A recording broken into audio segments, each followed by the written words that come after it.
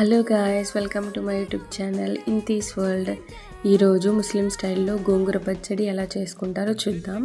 First oil వేసుకోవాలి. ఆయిల్లో కొంచెం టొమాటోస్, పచ్చిమిరపకాయలు యాడ్ చేసుకొని బాగా కలుపుకోవాలి. అది కొంచెం కాగిన తర్వాత గోంగూర 1 to 4 times క్లీన్ చేసుకొని ఆ గోంగూరని అందులో వేసుకోండి.